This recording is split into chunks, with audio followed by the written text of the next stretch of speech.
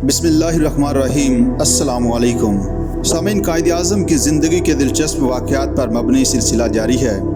कायद के private secretary मतलूब उल हसन सैयद लिखते हैं, 1941 ईस्वी में मद्रास में हवाई सफ़र के दौरान कायद आज़म की तबीयत ख़राब हो गई और वो इजलास के बाद आराम की गरज से कुछ दिन के लिए ऊटा कमट चले गए।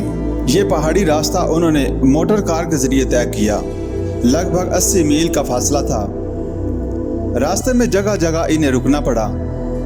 एक छोटे से गांव में जहां आबादी मुश्किल से 100 होगी, लोगों ने चाय का बंदोबस्त कर रखा था। उन्होंने इसरार किया कि कायद आज़म गाड़ी से उतरकर देहातियों से खिताब करें। मौसम खुशगवार था। लंबे सफ़र की वजह से बैठे बैठे कायद आज़म थक भी गए थे, इसलिए वो राज़ी हो गए।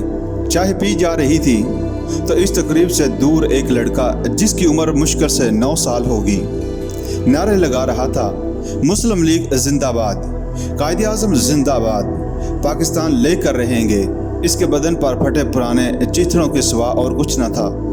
कायद आज़म ने देखा तो मेज़बान से कहा कि इस लड़के को मेरे पास लाएं। लड़का आया तो बेचारा सहम गया, लेकिन जब कायद ने उसे प्यार से अपने पास बिठाया तो इसकी हिम्मत बंधी। कायद आज़म ने पूछा, तुम नारा लगाते हो कि पाकिस्तान लेके रहेंगे, मगर तुम्हें मालूम है कि पाकिस्तान किसे कहते हैं?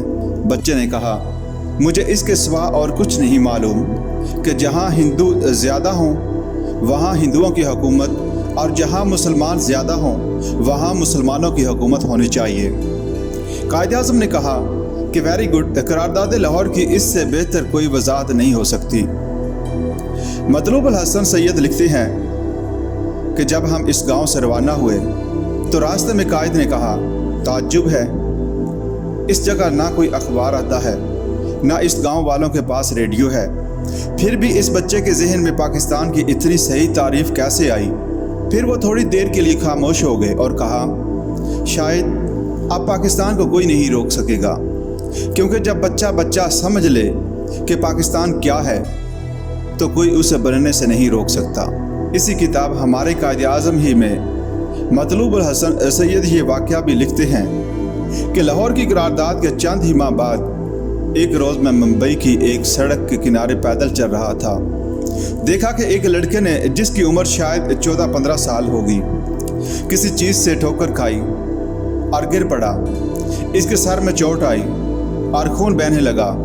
लड़के ने सर से खून पूंजा तो रोने लगा। वहाँ से एक नौजवान गुजरा जिसने इस लड़के को मलामत की और कहा कि मुसलमान का बच्चा होकर ज़रा से खून से बह जाने से रोता है। बच्चे ने कहा कि मैं इसलिए नहीं रोता कि खून बह गया, बल्कि इसलिए रोता हूँ कि ये ज़ाया जा रहा है। पाकिस्तान बनाने के लिए हम आए दिन जुलूस निकालते हैं।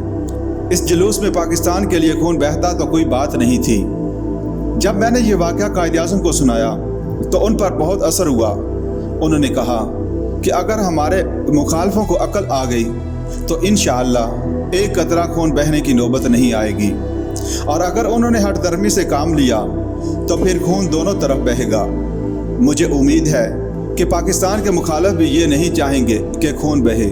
इस वाक़या से लगता है कि कायद आज़म की दूरबीन निगाहें पहचान गई थी कि मुस्तकबिल में क्या होने वाला है और क्या हो सकता है। नकुश कायद आज़म, ये इस किताब का नाम है जिसे प्रोफेसर रहीम बख्श शहीन ने मरतब किया। इस किताब में सर अब्दुल कादिर के हवाले से एक दिलचस्प वाक़या दर्ज है। तहरीक पाकिस्तान के मुखालफिन छोटी मोटी बात पर मुस्लिम लीग और कायद के खिलाफ कोई ना कोई प्रोपेगेंडा शुरू कर देते थे। ऐसे ही एक वाक़या सर अब्दुल कादिर लिखते हैं, दिल्ली में मरकज़ी असम्बली के इजलास हो रहे थे। सर मोहम्मद याकूब मरहूम ने, जो असम्बली के नायब सदर थे, जनाब मोहम्मद अली जिन्नाह के एजाज़ में चंद दोस्तों को दोपहर के खाने पर बुलाया। मैं भी इत्तेफाकन इस ज़माने में वहाँ मौजूद था। गुफ्तगू में कायद आज़म ने कदरे दुखी आवाज़ में मुझे मुखातब करके फरमाया, सियासियात की चालें शतरंज की चालों से मिलती जुलती हैं।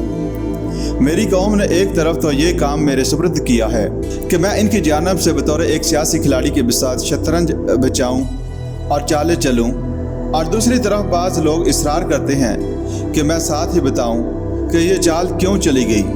بتاؤ کوئی کھیل اس طرح کھیلا جا سکتا ہے؟ لوگوں سے کہہ دیجئے کہ اگر انہیں اپنے کھلاڑی پر بھروسہ ہے تو مجھے چال چلنے دیں اور ہر چال کا سبب نہ پوچھیں۔ اللہ نے چاہا تو میں پاکستان حاصل کرنے میں کامیاب ہو جاؤں گا۔